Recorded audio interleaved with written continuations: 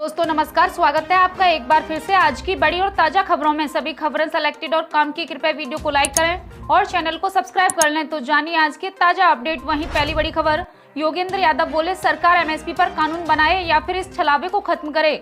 जी हां दोस्तों, 3 नए कृषि कानूनों के खिलाफ आंदोलन कर रहे संयुक्त किसान मोर्चा के प्रमुख सदस्य और स्वराज इंडिया के नेता यादव ने फसलों को न्यूनतम समर्थन मूल्य यानी एमएसपी की मौजूदा व्यवस्था को पाखंड करार देते हुए कहा, या तो सरकार इस कानून के दायरे में लाए या फिर इसे खत्म कर दे। यादव ने शनिवार को कहा कि एमएसपी के नाम पर इस देश में पिछले 50 वर्षों से पाखंड हो रहा है और अब तक किसानों के साथ छलावा किया जाता रहा है। सरकार को इस व्यवस्था को या तो कानूनी जामा पहनाना चाहिए या फिर इसे समाप्त कर देना चाहिए। उन्होंने कहा कि एमएसपी का निर्धारण करने वाला कृषि लागत और मूल्य आयोग सरकारी संस्था तो है, लेकिन इसे संवैधानिक दर्जा नहीं मिला, इसीलिए इसकी सिफारिशें सरकार पर बाध्यता नहीं होती हैं। यही कारण है कि एमएसपी की व्यवस्था केवल कागजों तक ही सीमित रहती है और जमीनी स्तर पर लागू नहीं हो पाती। अगली बड़ी खबर, पेट्रोल डीजल की कीमतों के खिलाफ कांग्रेस का हल्ला बोल, कई नेता हिरासत में।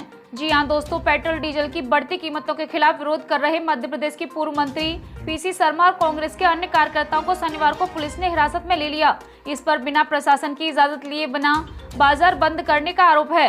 समाचार एजेंसी के मुताबिक इनकी गिरफ्तारी हबीबगंज पुलिस द्वारा हुई। राज्य में पेट्रोल डीजल की बढ़ती कीमतों के विरोध में कांग्रेस ने आधे दिन के बंद का ऐलान किया था, जिसका शनिवार को मिला-जुला असर रहा। राजधानी भोपाल में कई स्थानों पर दुकानें खुली रही हैं। वहीं मध्य प्रदेश कांग्रेस के प्रवक्ता भूपेंद्र गुप्ता ने कहा, हमारे बंद को लोगों का समर्थन मिल रहा है, जबकि भाजपा सरकार जबरदस्ती दुकानें खुलवा रही है। वहीं प्रदेश भाजपा के मुख्य प्रवक्ता दीपक विजयवर्गीय ने कहा, कांग्रेस के बंद का प्रदेश में कोई असर नहीं है और यह पूरी तरह विफल साबित हुई। अगली बड़ी खबर, कृषि कानूनों के खुलकर सामने आए अरविंद केजरीवाल, किसान नेताओं को रविवार को दिल्ली विधानसभा में लंच पर बुलाया। जी हां दोस्तों, आपको बता दें कि दिल्ली के मुख्यमंत्री अरविंद केजरीवाल ने रविवार को दिल्ली विधानसभा में किसान नेताओं के साथ बैठक करेंगे। बैठक में कृषि कानूनों में खामियां और किसानों से संबंधित अन्य मुद्दों पर चर्चा होगी।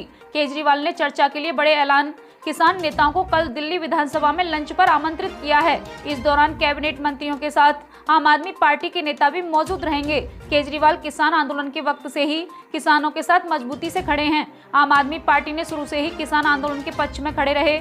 वहीं कई बार केंद्र सरकार से किसानों की मनाने की अपील करते हुए इन कृषि कानूनों को रद्द करने की मांग कर चुके हैं। वहीं केंद्र के 3 नए कृषि कानूनों को लेकर गतिरोध अब भी बरकरार है। कानूनों को रद्द करना पड़े या किसान इस मुद्दे पर सरकार के साथ आर पार की लड़ाई का ऐलान कर चुके हैं। इसके लिए दिल्ली की सीमा पर किसानों का आंदोलन आज 87वें दिन जारी है। इस बीच किसानों को मनाने के लिए अब तक केंद्र सरकार की ओर से की गई सभी कोशिशें बेनतीजा रही हैं। अगली बड़ी खबर, महाराष्ट्र में राकेश टिकैत की किसान महापंचायत पर बड़ा असमंजस। जी हां दोस्तों, आपको बता दें कि महाराष्ट्र में बढ़ते कोरोना संक्रमण को देखते हुए यवतमाल में होने वाली किसान महापंचायत की इजाजत नहीं दी गई। इसके बावजूद संयुक्त किसान मोर्चा की कोर कमेटी ने शुक्रवार को फिर से महापंचायत की अनुमति के लिए आवेदन किया है।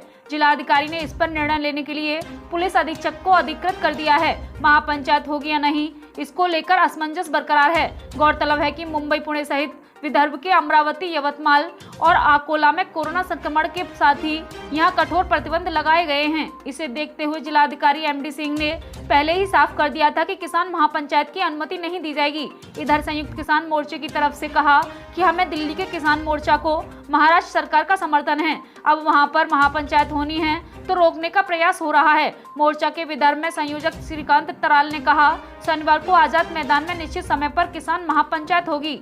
वहीं विदर्भ के किसान नेता किशोर तिवारी ने कहा, आजाद मैदान में महापंचायत की अनुमति नहीं मिली तो ऑनलाइन महापंचायत होगी। अगली बड़ी खबर, नीति आयोग की बैठक में आंदोलन का जिक्र, पीएम मोदी बोले किसानों को गाइड करने की जरूरत। जी हां दोस्तों, आपको बता दें कि प्रधानमंत्री नरेंद्र मोदी की अध्यक्षता में वीडियो कॉन्फ्रेंसिंग के जरिए नीति आयोग की गवर्निंग काउंसिल की 6ठी बैठक जारी है। बैठक को संबोधित करते हुए प्रधानमंत्री ने कहा, आज जब देश अपनी आजादी के 75 वर्ष पूरे करने वाला है, तब गवर्निंग काउंसिल की बैठक और महत्वपूर्ण हो गई है। उन्होंने कहा कि कोरोना के दौरान हमने देखा कि कैसे केंद्र और राज्य सरकारों ने राष्ट्र को सफल बनाने में एक साथ काम किया है। इससे विश्व स्तर पर देश की सकारात्मक छवि बनी है।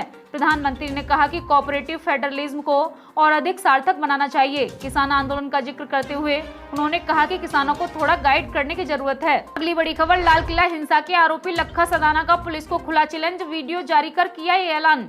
जी हां दोस्तों, गणतंत्र दिवस के मौके पर किसानों की ट्रैक्टर परेड के दौरान हुई हिंसा के मामले में दिल्ली पुलिस को गैंगस्टर से एक्टिविस्ट बने लक्खा सदाना की तलाश है। इस बीच लक्खा ने एक बार फिर भड़काऊ बयान जारी किया है और पुलिस को खुलेआम चेतावनी देते हुए 23 फरवरी को प्रदर्शन करने का ऐलान कर दिया है। अगली बड़ी खबर, महंगाई का विकास, राहुल गांधी ने बढ़ती कीमतों को लेकर मोदी सरकार पर कसा तंज।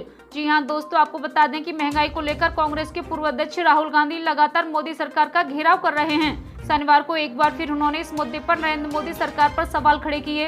राहुल गांधी ने अपने ट्विटर अकाउंट पर कुछ अखबारों की सुर्खियों को लगाकर तंज कसा है। महंगाई का विकास, राहुल गांधी ने जो तस्वीर साझा की है उसमें महंगाई से जनता परेशानी की बात कह रही है। इस तस्वीर में लिखा है, महंगाई की मार, रसोई के बजट में लगी आग। महंगाई, डीजल के दामों में वृद्धि के माल की आवक प्रभावित हुई, सब्जियों के दाम बढ़े हैं, महंगाई ने बिगड़ा आम आदमी का बजट।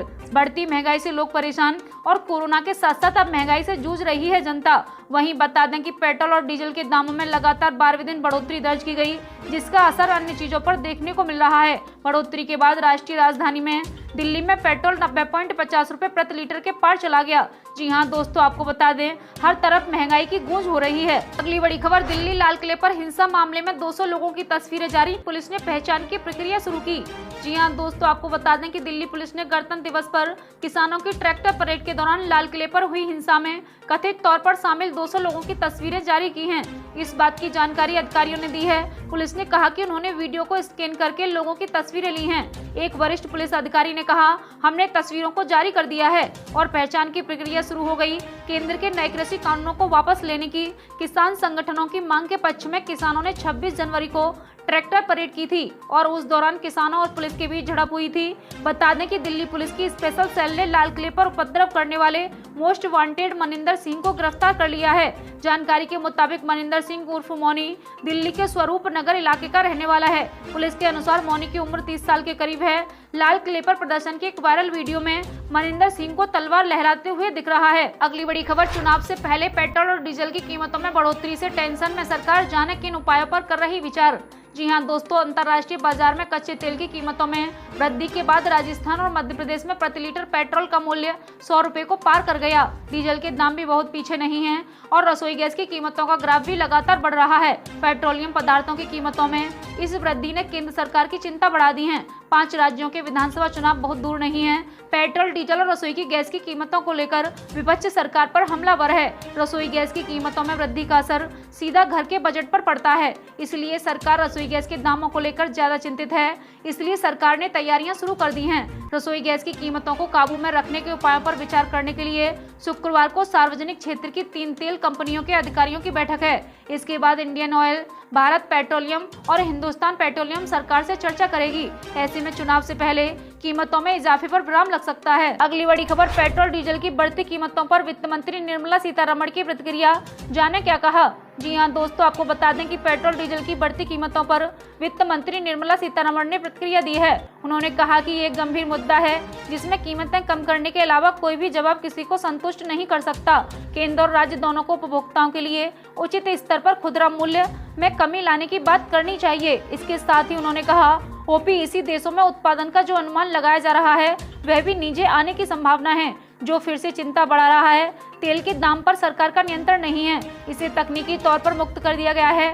तेल कंपनियां कच्चा तेल आयात करती हैं, रिफाइन करती हैं और बेचती हैं। जी हां दोस्तों, गौरतलब है कि वित्त मंत्री की प्रतिक्रिया ऐसे समय में आई जब देश में पेट्रोल और डीजल के दाम आसमान छू रहे हैं। इस मुद्दे को लेकर केंद्र सरकार विपक्ष के निशाने पर है। पेट्रोल की कीमत ने शनिवार को मुंबई में 97 रुपए प्रति लीटर के उच्च स्तर को छू लिया, जबकि डीजल के दाम 88 रुपए के स्तर को पार कर गए। अगली बड़ी खबर, बंगाल चुनाव की तारीखों के ऐलान से पहले राज्य में तैनात की जाएंगी सीआरपीएफ की 125 कंपनियां।